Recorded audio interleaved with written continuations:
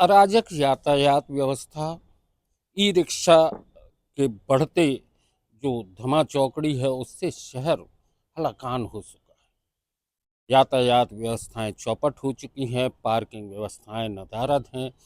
सिर्फ चौराहों पर खड़े होकर पुलिस के कर्मचारी अधिकारी जो हैं वो केवल वीआईपी ड्यूटी करते हैं पूरी ईमानदारी से।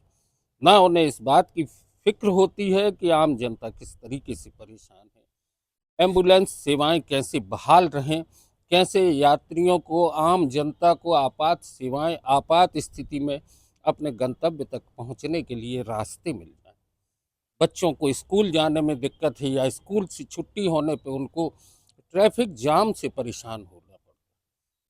बहुत सारी समस्याओं के बीच सिर्फ बैठकों में निर्देश होते हैं।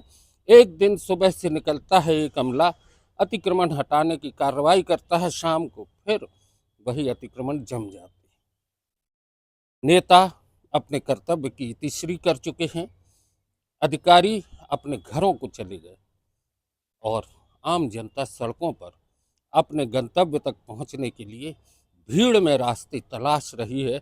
ई रिक्शा एक बड़ी मुसीबत बन चुका है। उसकी व्यवस्थाएं, उसके संचालन, उसकी पार्किंग, उसके नियत स्थान कहीं तय नहीं। शहर में कहीं पर भी आपको ई रिक्शा आगे पीछे खाली चले जाते हुए मिलेंगे। घटना यह है कि एक पुस्तक सदन के व्यापारी, पुस्तक कारोबारी की मौत हो गई। ई रिक्शा से टकराने से उनकी मौत हुई। आज तक कोई कार्रवाई ई रिक्शा वाले के खिलाफ नहीं हुई, ना ई रिक्शा मालिक। आज 22 व्यापारी संगठनों ने जबलपुर के महाकौशल चैम्बर ऑफ कॉमर्स के नेतृत्व में एक विरोध रैली निकाली। मौन रैली थी, सर पे काली पट्टी बांध के वो निकल चुके और उन्होंने भी ये मान लिया है कि शहर और शहर की यातायात व्यवस्थाएं अराजक हो चुकी। चेतावनी दी गई है कि अगर 2 दिन के भीतर व्यवस्थाओं को सुव्यवस्थित नहीं किया या व्यवस्थाओं को सुधारा नहीं गया तो उग्र आंदोलन होगा।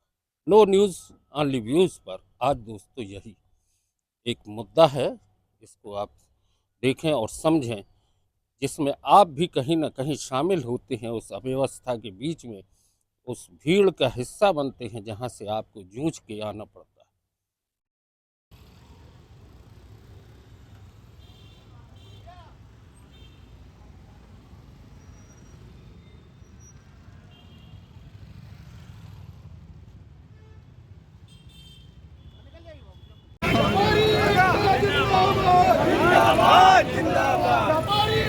जिंदाबाद जिंदाबाद जिंदाबाद। इस तरह की जो दुखद घटना हुई है, इसे पहले भी रोका जा सकता था। हमारे व्यापारी संस्थाओं की तरफ से कई बार ये विषय उठाया गया है कि पार्किंग की समस्याएं हैं, आए दिन वहाँ पे जाम लगता है। आप देखिए, उस ऑटो चालक के जो मालिक हैं उनको आज तक गिरफ्तार नहीं किया गया, उन पर कोई कार्रवाई नहीं की गई है। हम सब व्यापारी प्रशासन से यही अनुरोध करते हैं कि पूरी व्यवस्था होनी चाहिए है, व्यापार की दृष्टि से वहाँ पार्किंग होनी चाहिए। आप देख रहे हैं व्यापार किस मोड़ पे चल रहा है। शहर में ई रिक्शा की बढ़ती हुई अराजकता के कारण हमने अपना एक नौजवान होनहार साथी खो दिया, जो हमारी व्यापारी संघों में लगातार सक्रिय रहा।